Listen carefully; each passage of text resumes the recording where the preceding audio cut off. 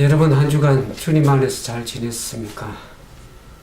오늘 특별히 이 품성신학이라고 하는 품성에 관련된 그런 말씀들을 좀 나눠보려고 합니다.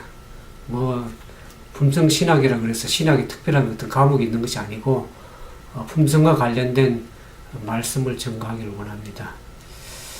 오늘 특별히 하나님의 품성과 사단의 품성이 어떠한지를 우리가 잘 살펴보면서 저는 이 교회 생활을 또 오래 했고 말씀을 전가하면서 왜 하나님의 백성들이 그 하나님의 말씀을 통해서 변화가 왜 그래 들이댈까? 30년, 40년 어떤 때는 목회자를 계속 바꾸면서 생활하면서도 말씀을 오랫동안 들으면서도 왜 그래 품성이 변화가 되지 않을까? 인간은 역시 죄로 똘똘 뭉쳐진 죄된 덩어리라는 것을 알게 됩니다. 저 자신부터 또 하나님의 말씀을 상고하고 또 전하는 사람들도 품성이 온전한 변화를 이루지 못하는 것을 볼 때 참으로 이 시대에 제가 품성교육과 아울러서 이 품성신학을 강의하게 되었습니다. 여러분들 아무쪼록 하나님의 말씀을 통해서 우리의 품성이 진정으로 변화되고 또 영원한 나라에 가기 적합한 그러한 품성이 꼴지지기를 주님의 이름으로 축원드립니다.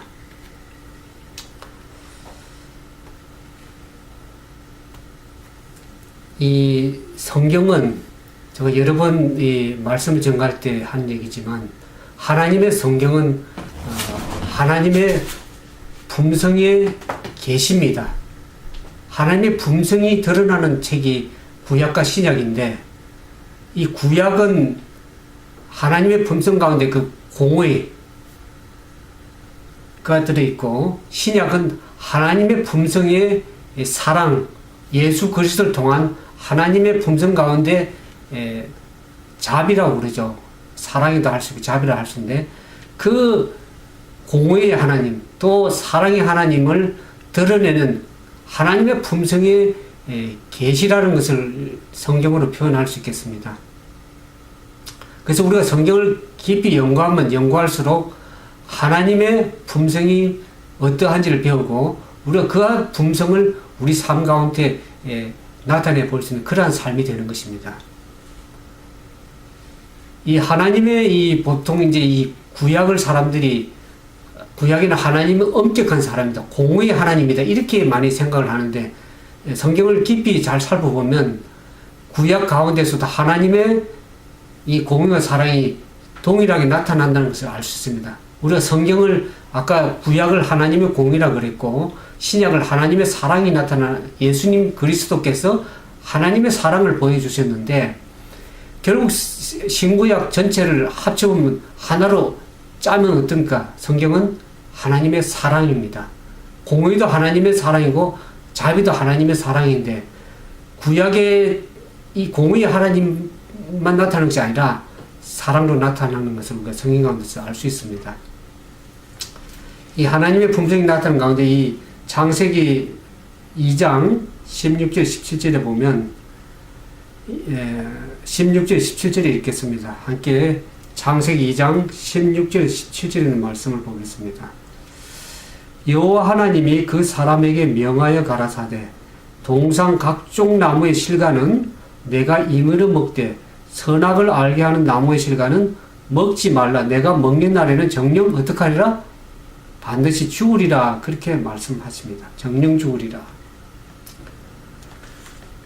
하나님께서는 신약에도 그렇게 예수님께 그렇게 나타났지만 하나님께서 에덴 동산을 사람이 살 수 있도록 좋은 환경을 조성하시고 그 동산 가운데에 각종 열매를 맺게 하셔서 너희가 모든 나무의 열매를 너희가 임의대로 마음 놓고 먹을 수 있도록 하셨습니다. 그것이 사랑의 하나님입니다. 그러나 사랑의 하나님이라 할지라도 하나님은 항상 공의를 세워나가시는 분이십니다. 거기 17절에 보면 선악을 알게 하는 나무는 먹지 말. 내가 먹는 날에는 어떻게 하리라? 정령 죽으리라. 반드시 죽을 것을 얘기를 하셨습니다. 하나님께서는 모든 것이 임의로 먹게 하는 사랑의 하나님이지만 그 가운데 하나님의 오늘날 말 십계명이죠. 먹지 말라고는 하나님의 말씀의 계명을 주셨습니다. 우리가 신약에도 가면 예수님께서 그랬죠. 가늠하다가 잡혀온 여인에게 어떡합니까? 예수님께서 그 여인을 정죄하지 않았습니다. 나도 너를 정죄하지 않으니 그러나 가서 다시는 죄를 범치 말라고 분명히 사랑도 말씀하시지만 공의도 함께 말씀하시는 분이십니다. 그렇게 하나님의 품성 가운데 보면 공의와 사랑이 나와 있는데 거기에 비해서 사단은 어떤 품성을 얘기를 하면 그 창세기 3장 1절부터 5절에 있는 말씀 보겠습니다. 창세기 3장 1절에서 5절.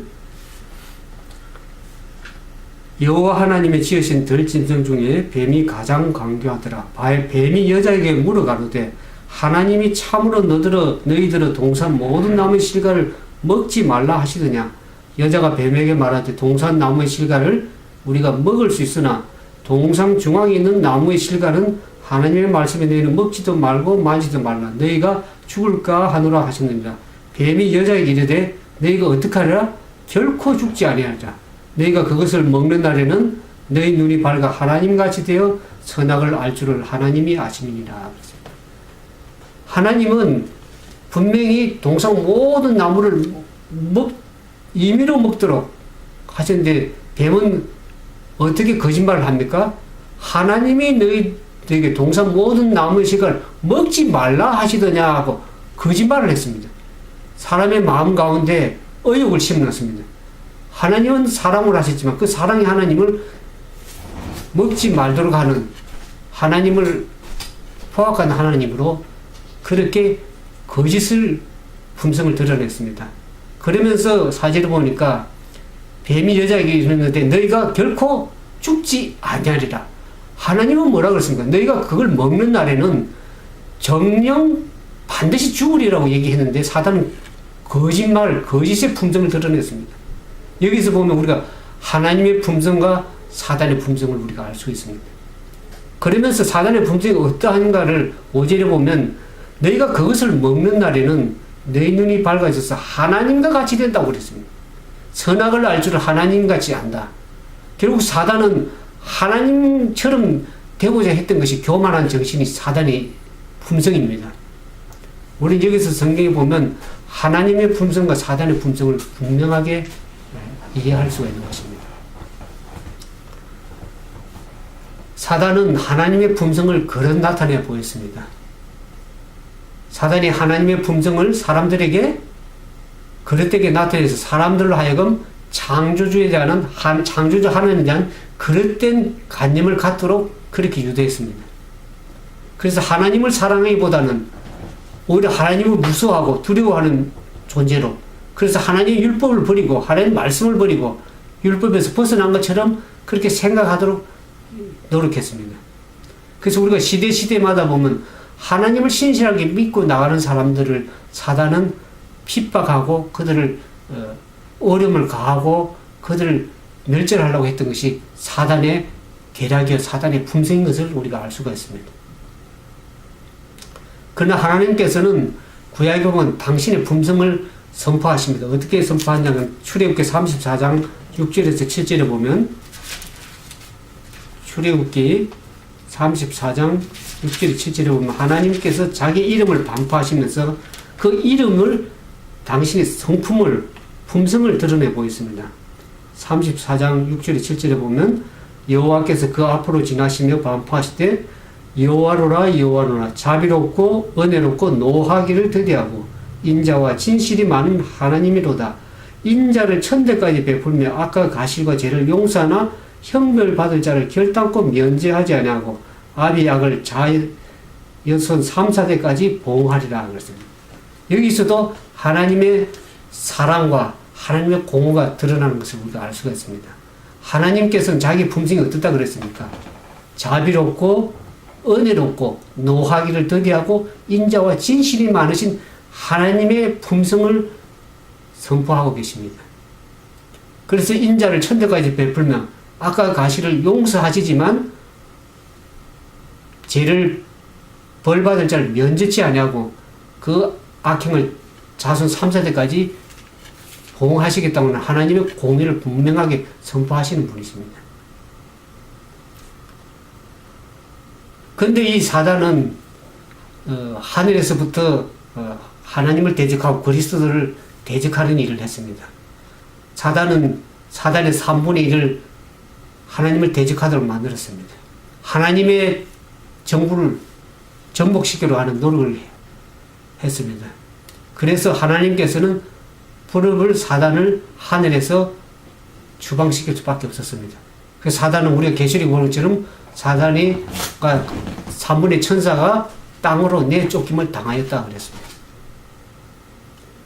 사단이 이 하늘에서 하나님의 품성을 나타내 보는 것처럼 이 지상에 와서 사람들에게 하나님을 마치 가혹하고 포악한 분으로 여기서 사람들을 범죄하도록 하나님의 품성을 이해해서 오해해서 그분을 불순종하도록 범죄하도록 그렇게 이끌었습니다.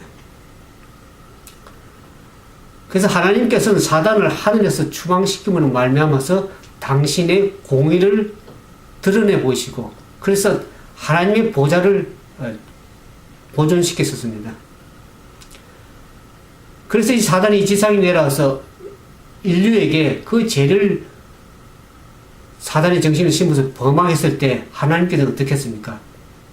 타락한 인류를 위해서 당신의 독생자 예수 그리스도를 죽게 하심으로써 당신의 사랑의 증거를 보였습니다. 하나님이 어떠한 분이신지를 보여주셨습니다. 그 예수 그리스도의 십자가의 속죄를 통해서 하나님의 품성이 드러내 보였습니다. 우리가 십자가에서 보면은 하나님의 공의와 사랑이 가장 잘 나타나 보이는 것이 십자가입니다. 죄의 삭선 분명히 사망이라고 그랬습니다. 분명히 죄는 지은 자는 죽을 수밖에 없는 그 죄인들을 예수 그리스도께서 하나님의 아들 그분께서 우리 죄를 대신해서 반드시 죽을 수밖에 없었습니다. 철저히 공의를 하나님께서는 행했었습니다. 그리고 예수님을 십자가에 죽게 하심을 속죄의 공로로 말미암아서 우리가 다시금 그분의 피의 공로로 말미암아서 우리가 다시금 살게 하신 분이 우리 사랑의 하나님이십니다. 그래서 하나님은 공의와 사랑을 함께 하시는 하나님이시면서 우리가 알 수 있습니다.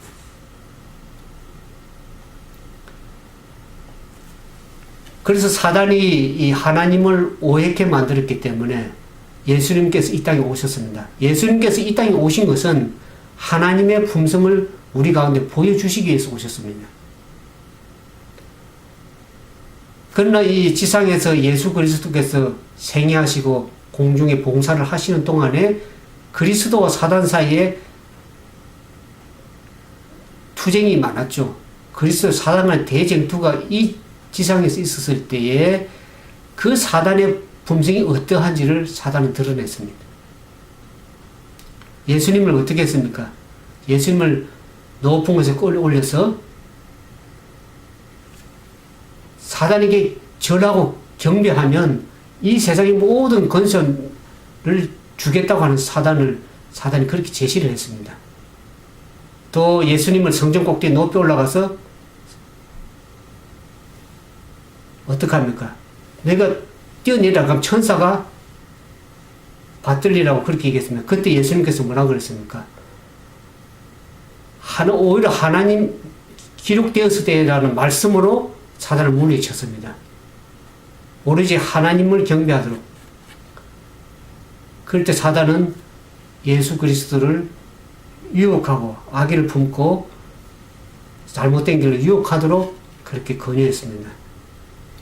그뿐만 아니라 사단은 끊임없이 예수님을 여기저기 따라다니면서 책잡고자 했습니다. 심지어는 제사장과 백성들을 선동해서 어떡합니까? 그분의 사랑을, 예수님의 사랑을 거절하고 결국에 가서는 예수님을 십자가에 못 박게 하도록 한 그 온 우주의 경악과 분노를 자아내게 했습니다. 결국 사람들을 선동해서 예수님을 십자가에 못 박는 일을 서슴없이 한 그 사단의 품성을 우리가 볼 수가 있습니다. 사단은 예수님께 어떤 일을 행했는가? 세상이 예수 그리스도를 거절하도록 만든 것은 사단이 한 일입니다. 이 사단의 악의 임금은 온 힘과 관계를 다해서 예수님을 멸하려고 했습니다. 우리가 구약에서 보는 것처럼 모세를 태어날 출생부터 죽이려고 했던 것이 사단입니다. 신약에 가서는 예수님도 죽이려고 했었죠. 왜 그렇게 했습니까? 왜 그렇게 했냐 그러면 구주의 은혜와 사랑과 동정과 자비가 하나님의 품성을 이 세상에 잘 나타내고 있는 것을 알았기 때문에 사단은 그 예수님을 죽이려고 그랬던 거예요. 그 예수님이 하나님의 품성을 이 땅에서 잘 드러내므로써 하나님의 어떤 분인가를 잘 나타내 보이기 때문에, 그렇기 때문에 예수님을 죽이고자 했던 것입니다. 사단은 하나님의 아들이라고 주장하는 모든 점을 예수를 대적하고 사람들을 선동해서 예수님의 생애가 참으로 고통과 슬픔으로 충만해지도록 사단은 조장했습니다. 그래서 결국에는 그 사단의 모든 질투와 원한과 복수가 갈바리 십자가에서 한꺼번에 하나님의 아들 예수 그리스도께 한꺼번에 쏟아졌습니다. 그래서 예수님을 십자가에 못 박는 일을 사단이 서슴없이 행했던 것입니다. 그것으로 말미암아서 하나님의 품성이 어떤 것이며 사단의 품성이 어떤 것인지 잘 드러내 보인 정도들입니다. 그렇게 십자가에서 못 박으신 예수 그리스도는 큰 희생을 치르고 어떻습니까? 하늘로 승천하셨습니다. 그 예수님의 하늘로 가서 이 지상에서 예수 그리스도를 믿음으로 받아들인 그 사람들을 위해서 예수님께서는 이 하늘 성소에서 중보사업을 하고 계십니다. 여기 보면 예수 그리스도께서는 무한한 능력을 가진 그 예수님께서는 이 마지막 시대를 내려다 보시면서 사람들에게 어떻게 합니까? 진리의 사랑을 받지 않아야 구원함을 얻지 못할 자들에 대해서 이렇게 데살로니가 후서 2장 10절에 12절에 얘기했습니다. 이러므로 하나님의 유혹을 저희 가운데 역사하게 하사 거짓 것을 믿게 하시면 진리를 믿지 아니하고 불의를 좋아하는 모든 자들로 심판을 받게 하리라 하심이라 그랬습니다.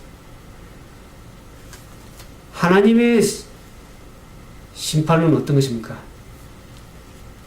그냥 진리의 사랑을 받지 않는, 믿지 않는 자들에게는 그냥 버려두십니다. 그것이 가장 무서운 벌입니다. 그래서 거짓 것을 믿게 해서 하나님을 믿지 못하고 하나님의 품성을 삶 속에 받아들이지 못한 자들이 거짓 것을 믿게 해서 그냥 불의 가운데 그냥 버려두게 하십니다. 우리 계시록 마지막에 가면 성령이 거쳐가면 어떻습니까? 악한 사람들 그대로 악하고 불의한 자 그대로 불의하고 어려운 자 그대로 어려워지라는 그러한 하나님의 마지막 선고가 내리실 때 올 것입니다. 하나님의 말씀의 교훈을 계속 거절하게 되면은 하나님께 당신의 성령을 거두어 가십니다. 그래서 그들이 좋아하는 기만 가운데 그냥 버려두시는 것이 가장 무서운 벌입니다. 우리는 하나님께서 무슨 말씀을 해서 교훈을 주면 그것이 참 내한테 꺼리낌이 되고 힘들다고 그렇게 생각하고 귀찮다고 생각할지 모르지만 그것이 거쳐지면은 오히려 더 비참한 삶이 될 것입니다. 그러나 그리스도께서는 여전히 사람들을 위해서 중보하고 계십니다. 아직도 은혜 기간 동안에 하나님께서는 당신의 사랑을 호소하고 계십니다. 그래서 그 빛을 구하는 자들에게는 하나님 빛이 주어질 것이고 끊임없이 빛 가운데 행하는 그들에게는 그 더 큰 빛이 그들에게 이르러와서 빛과 소금의 역할로서 마지막 시대에 더 빛나는 영광을, 하나님의 영광, 하나님의 품성을 드러내는 귀한 삶이 될 것입니다. 그와 같은 축복이 오늘 말씀을 듣는 저와 여러분에게 풍성히 임하셔서 하나님의 품성을 드러내는 예수 그리스도의 사랑의 품성을 빛과 소금의 역할로 감당해 나가는 우리 모두가 되기를 진심으로 바라면서 말씀을 마치겠습니다. 함께 기도하겠습니다. 거룩하시고 자비하신 고마우신 저희들 아버지 하나님, 우리는 죄로 뭉쳐져서 하나님의 말씀을 오랫동안 받아왔지만 그 품성대로 살지 못하고 우리의 악한 품성을 가지고 하나님을 믿는다고 하는 어리석은 그 죄를 범하여 왔습니다. 오늘 그리스도께서 어떻게 사단을 이기고 승리하시고 우리를 죄 가운데 구원하사 하나님의 아름다운 품성을 우리에게 갖게 하신 것을 다시 기억하면서 예수 그리스도의 아름다운 품성을 우리 마음 가운데, 우리 신령 가운데 간직하여서 그분의 뜻 안에서 참으로 변화된 그러한 믿음의 삶이 될 수 있도록 도와주시옵소서. 주께서 우리 모두 함께 하셔서 성령이 충만하신 은혜로 늘 함께 하시고 그리스도의 아름다운 사랑의 품성을 이웃에게 전가함으로 그리스도를 영화롭게 하며 하나님께 영광을 돌리는 귀한 삶이 되도록 축복해 주시옵기만. 거룩하신 구주 예수님 이름으로 간절히 기도드려옵나이다.